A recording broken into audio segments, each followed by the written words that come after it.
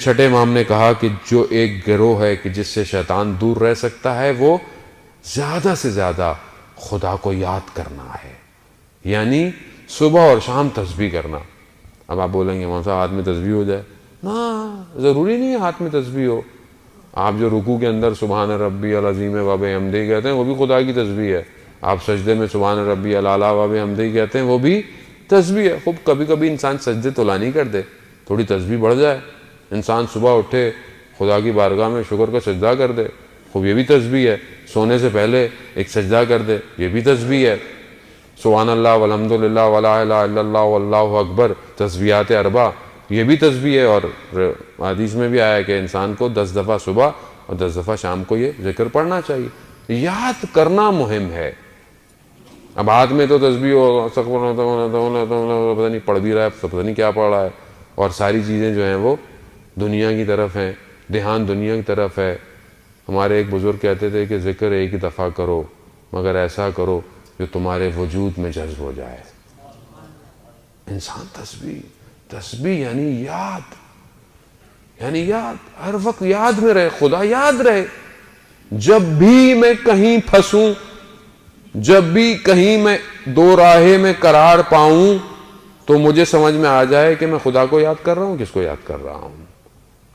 حدیث میں نے پہلے بھی آپ کی خدمت میں عرض کیا تھا کہ اگر تم چاہتے ہو یہ دیکھنا کہ تمہارے نزدیک یعنی اللہ کے نزدیک تمہاری منزلت کتنی ہے، تو یہ دیکھو کہ تمہارے نزدیک اللہ کی منزلت کتنی ہے، اور وہ تب ہوگا کہ جب تم اپنے آپ کو دنیا اور آخرت کے درمیان میں پاؤ گے۔ تو تم کس کا انتخاب کرتے ہو؟ اگر تو آخرت کا انتخاب کرتے ہو تو تم خدا کے نزدیک بہترین ہو، اور اگر تم دنیا کا انتخاب کرتے ہو تو پھر اللہ کے نزدیک تمہاری منزلت نہیں ہے۔ یہاں عزیزان محترم شب جمعہ بھی ہے، شب زیارت امام حسین بھی ہے، ایک صحابی حسین کا ذکر کرتے چل جائیں کہ انشاءاللہ وہ ہماری شفاعت کرے۔ حر علیہ السلام، حر جب آخری وقت میں مشکل میں پھنسا، جہاں اس نے کہا کہ میں نے اپنے آپ کو دیکھا، کیا دیکھا؟ کہ جنت اور جہنم کے درمیان میں ہوں۔ تو ہمارے استاد آقا شعبان داداشی فرماتے ہیں کہ حر فیصلہ نہیں کر پا رہا تھا کہ کیا کرے، یعنی پھنس گیا نا کہ کیا کریں، تو حر کے استاد کی بات یاد آئی۔ وہ استاد تھا جو مولا علی کی قول کی، اقوال کی اور قرآن کی تفسیریں بیان کرتا تھا۔ اس لیے کہتے ہیں نا استاد کا اچھا ہونا بڑا ضروری ہے عزیزان محترم۔ اگر انسان سچا ہو تو مرشد دروازے پہ آ جاتا ہے۔ انسان کا سچا ہونا بڑا ضروری ہے۔ بعض اوقات لوگ کہتے ہیں آقا صاحب استاد چاہیے، آپ بہت استاد کا ذکر کرتے ہیں، استاد چاہیے۔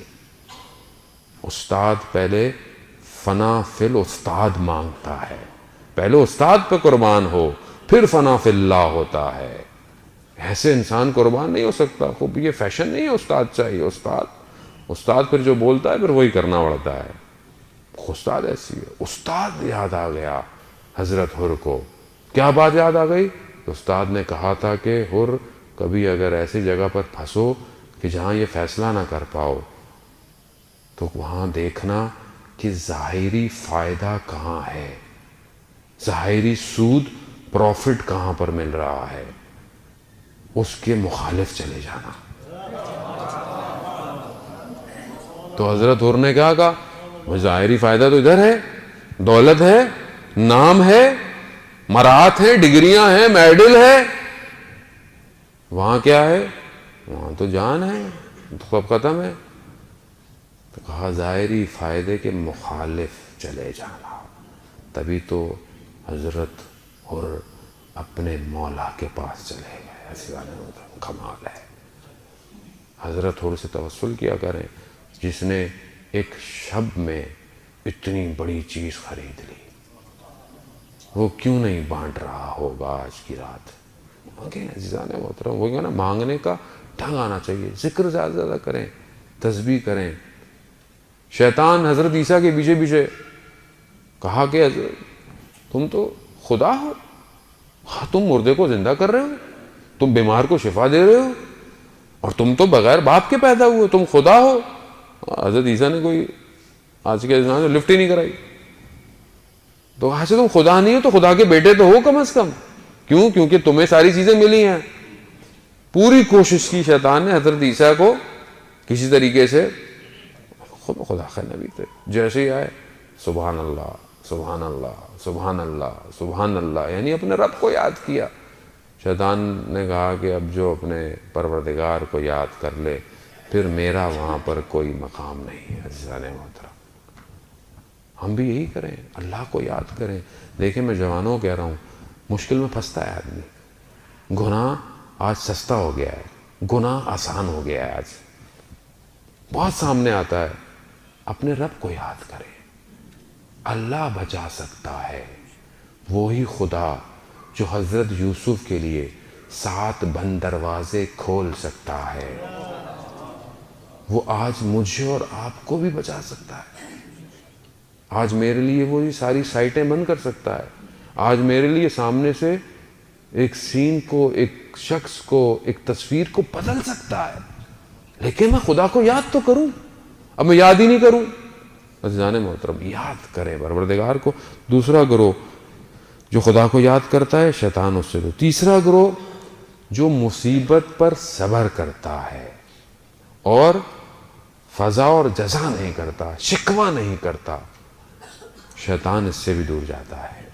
ابھی آپ کے اوپر، میرے اوپر مصیبت آئے اور ہم بولیں ابھی ہم تو اتنی نمازیں پڑھتے تھے پروردگار، اتنی نمازیں، اتنی دعائیں، اتنے صدقے، اتنی خیرات، اتنی مجلسیں، اور یہ کیا کیا پروردگار میرے ساتھ؟ یہ کیا ہے؟ یہ شکوہ نہیں ہے تو اور کیا ہے؟ آئے گا. دنیا امتحان کی جگہ ہے، دنیا میں سختیاں ہیں، دنیا میں پروردگار اپنے بندوں کو آزماتا ہی ایسے ہے. تو اگر میں یہ کہوں تو شیطان فوراً میرے اس میں آئے گا، میرے پیچھے آئے گا کہ دیکھو تم تو ایسا کرتے تھے، کیا فائدہ ہوا تمہاری عبادتوں کا؟ کیا فائدہ ہوا؟ تم نے تو نیکی کی، تم نے تو اس کا بھلا کیا، وہ دیکھو تمہارے لیے کیا بولتا ہے. سلام ہو واقعاً لوگوں پر. اشفاق احمد کیا کہتے ہیں؟ لوگ کہتے ہیں نیکی کرو دریا میں ڈال دو. اشفاق احمد کہتے ہیں نیکی کرتے چلے جاؤ، دریا میں ڈالتے چلے جاؤ، ایک دن یہ نیکیاں کشتی بن کر تمہیں نجات دے دیں گی.